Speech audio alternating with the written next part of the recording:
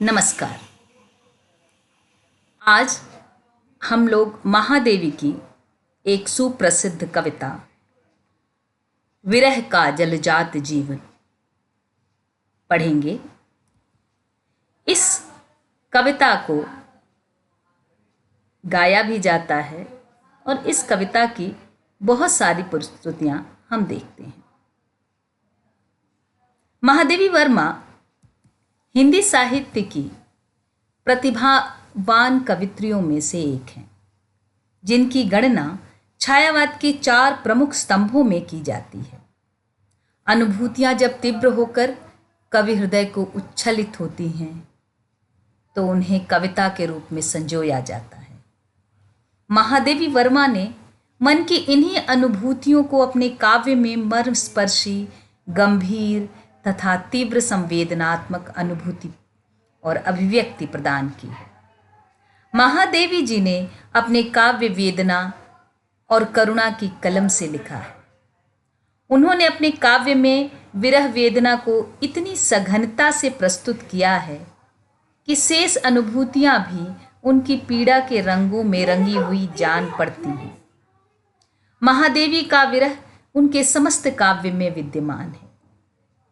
वे वेदना से प्रारंभ करके वेदना में ही अपनी परिणति ढूंढती हैं।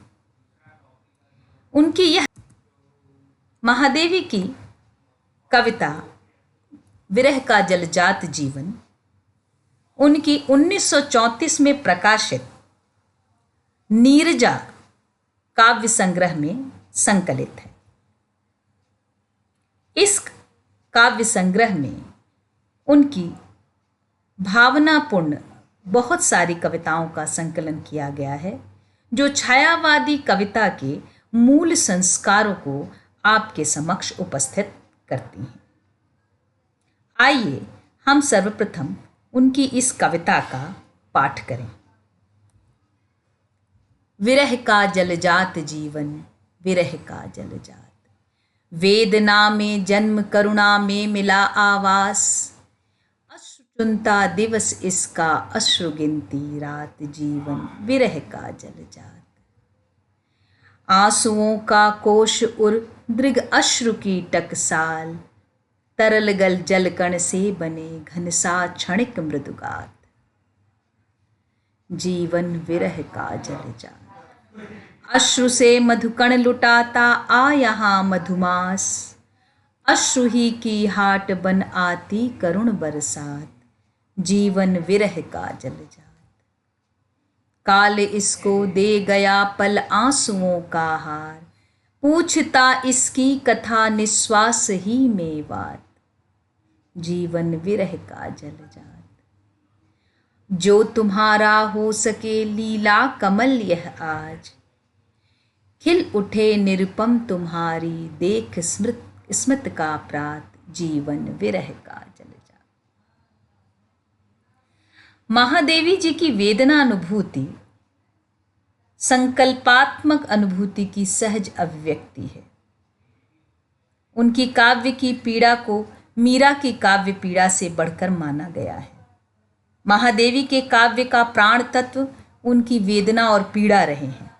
वे स्वयं लिखती हैं, दुख मेरे निकट जीवन का एक ऐसा काव्य है जो सारे संसार को एक सूत्र में बांधता है।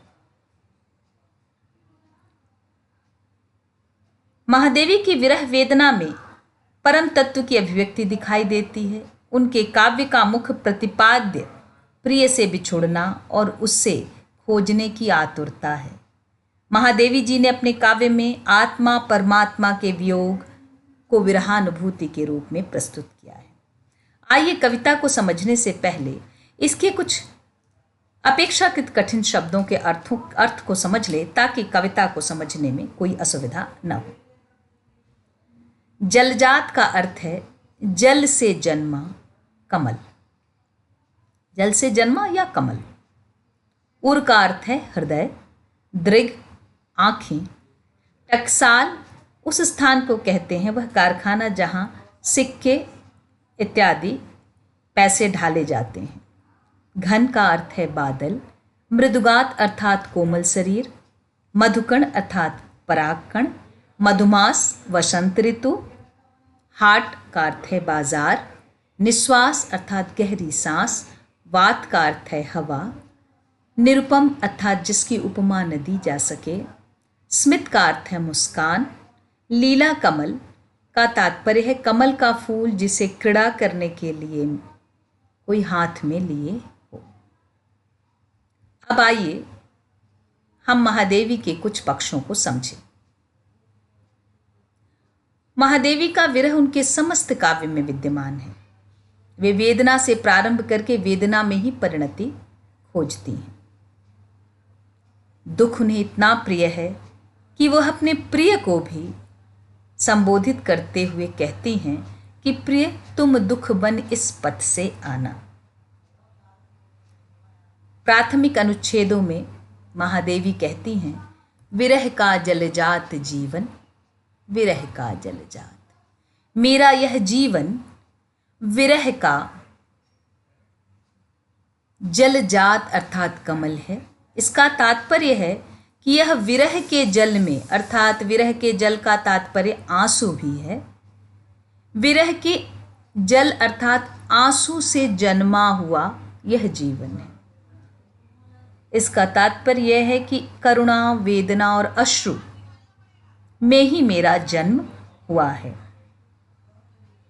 वे कहती हैं कि मेरा जीवन विरह का जलजात अर्थात वह कमल है जो विरह रूपी जल में खिला हुआ है। इसी आंसू से मेरा जन्म है। और आगे की पंक्तियों में वे कहती हैं वेदना में जन्म, मेरा जन्म कहाँ हुआ है? वेदना में। और करुणा में मिला आवास, और मैं रहती कहाँ हूँ? आवास का अर्थ है घर। इसका जन्म वेदना में हुआ है और इसका आवास जो है यानी इसका घर करुणा है। यहाँ वेदना में जन्म और करुणा में आवास का तात्पर्य है कि जो वयष्टि की वेदना है, व्यक्ति की वेदना है, वही समष्टि की भी वेदना है। व्यक्तिगत वेदना किस तरह करुणा का रूप लेती है। आगे की पंक्तियों में महादेवी कहती हैं अश्रु चुनता दिवस इसका अश्रु गिनती रात, मेरा यह विरह से भरा हुआ जीवन जो लगातार अश्रु से आपुरित है, उसमें करुणा का इतना आगार भरा हुआ है कि सारा दिन यानी इस प्रकृति का दिवस जो है आंसू चुनता रहता है सारे दिन और सारी रात। महादेवी अपनी विरह वेदना को नकारात्मकता के साथ नहीं बल्कि अपनी शक्ति के रूप में प्रतिष्ठित करती हैं। उनके उस अज्ञात प्रियतम के समक्ष वे पीड़ा का वर्णन अपने साम्राज्य के रूप में करती हैं। एक कविता में वे कहती हैं उनसे कैसे छोटा है मेरा यह भिक्षुक जीवन, उनमें अनंत करुणा है इसमें असीम सोनापन। स्पष्ट है वे अपने आंसुओं को ही अपनी संपत्ति के रूप में रेखांकित करती हुई कहती हैं कि दिन इन आंसुओं को चुनता है और रात इसकी गिनती करता रहता है। मानो ये अश्रु कोई बहुत कीमती वस्तु हो जिसे प्रकृति भी अपने पास संचित करना चाहती है। मेरा यह जीवन विरह का जलजात ही है। आगे की पंक्तियों में महादेवी कहती हैं कि मेरा हृदय आंसुओं का कोश अर्थात भंडार है और मेरी आंखें आंसुओं की टकसाल है जहां आंसुओं का उत्पादन होता है। यहां ध्यान देने की बात है कि वे अपने आंसुओं को अपनी संपत्ति मानती हैं, इसी कारण उसके लिए टकसाल और कोश जैसे शब्दों का प्रयोग करती हैं। ये निरर्थक आंसू नहीं है, उनके लिए इन आंसुओं की बड़ी कीमत है, इसीलिए ये उसको टकसाल से उत्पन्न होना और कोश जैसा मानती हैं। टकसाल में तो धन संपत्ति अर्थात पैसों का उत्पादन होता है जो बहुत कीमती होता है। महादेवी के लिए उनकी पीड़ा, उनके आंसू ही बहुत कीमती हैं। वे अपने आंसुओं को रचनात्मक मानती हैं। यामा की भूमिका में महादेवी कहती हैं हमारे असंख्य सुख चाहें मनुष्यता की पहली सीढ़ी तक भी न पहुंचा सके, किंतु हमारा एक बूंद आंसू भी जीवन को अधिक मधुर, अधिक उर्वर बनाए बिना गिर नहीं सकता। यही कारण है कि वे अपनी वेदना को संसार की वेदना से संयुक्त कर लेती हैं और उनका उदात्त स्वरूप हमारे सामने उद्घाटित करती हैं। महादेवी के प्रिय प्रतीकों में एक बादल भी है। यहां वे कहती हैं कि मेरा यह क्षणिक शरीर बादल के समान है, तरल जलकण से बने घनसा क्षणिक मृदुगात। जिस प्रकार बादल का निर्माण तरल जलकणों से मिलकर होता है, उसी प्रकार मेरी पीड़ा और वेदना ने मेरे व्यक्तित्व का निर्माण किया है। बादल जगत के कल्याण के लिए बरसते हैं, वैसे ही मेरे आंसू भी कल्याण की कामना के साथ बहते हैं। मेरा संपूर्ण जीवन विरह के जल में जन्मे कमल के सदृश है, जीवन विरह का जलजाल।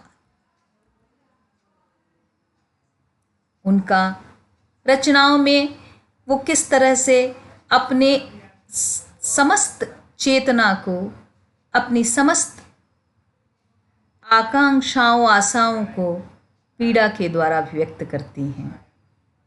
यहाँ तक कि वह अपने प्रिय की तलाश भी पीड़ा में ही करती हैं। तुमको पीड़ा में ढूंढा, तुम में ढूंढूंगी पीड़ा। आगे की पंक्तियों में चलते हैं। आगे की पंक्तियों में महादेवी कहते हैं, अश्रु के मधुकण लुटाता आ यहाँ मधुमास, अश्रु ही की हाट बन आती करुण बरसात। महादेवी आगे की पंक्तियों में कहती है कि मेरा संपूर्ण जीवन, मेरा व्यक्तित्व करुणा से आप्लावित है। यहां का मधुमास अर्थात वसंत ऋतु जब आता है तो वह भी आंसुओं का ही मधुकण लुटाता है। वर्षा ऋतु जब आती है तो सर्वत्र आंसू की इतनी वर्षा होती है कि लगता है कि आंसुओं का बाजार ही लग गया है। अश्रु की ही हाट बन आती करुण बरसात।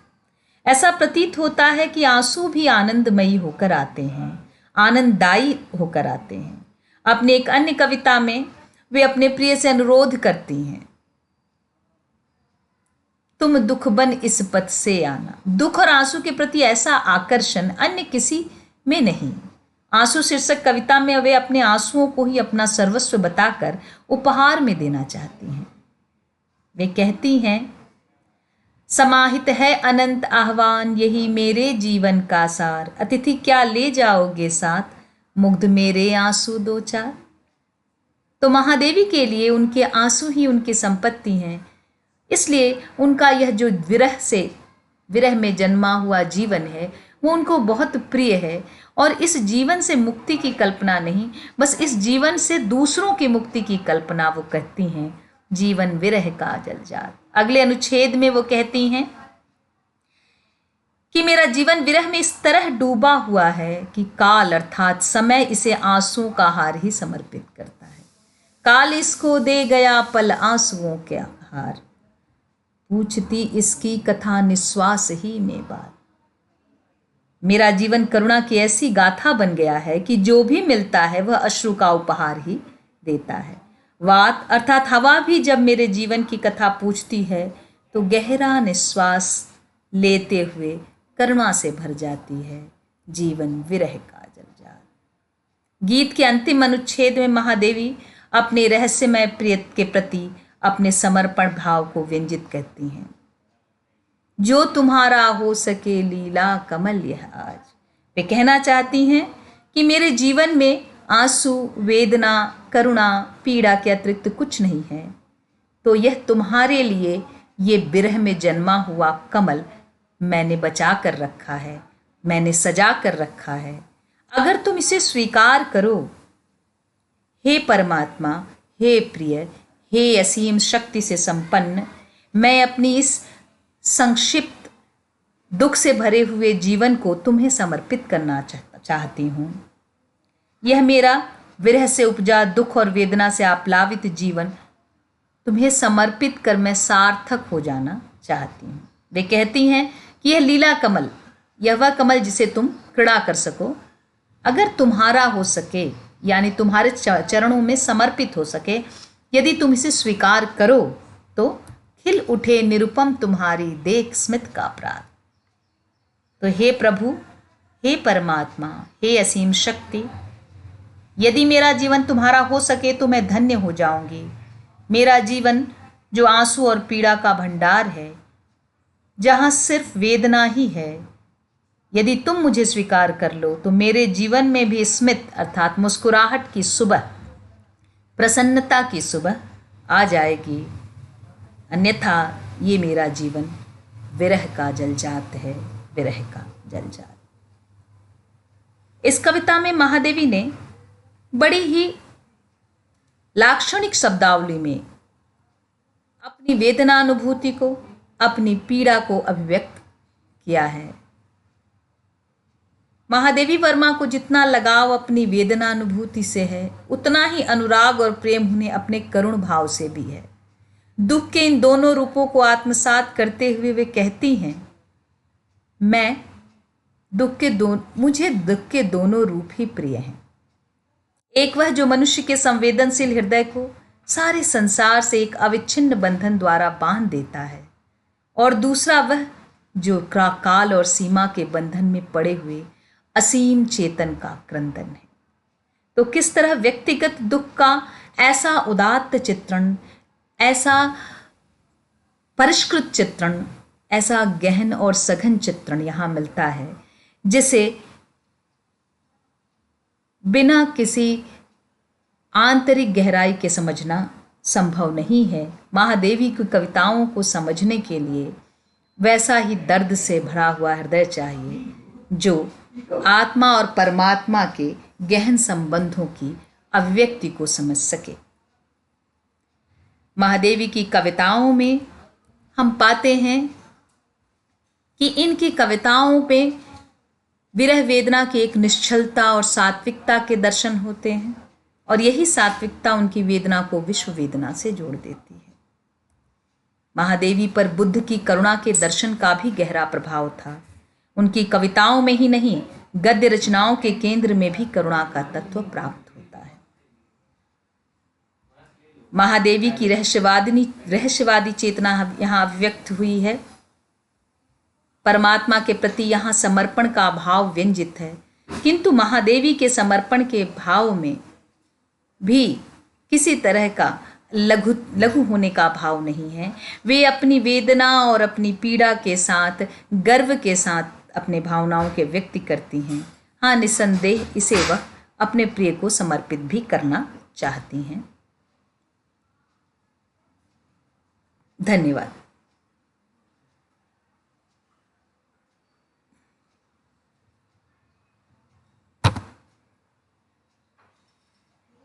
बेटा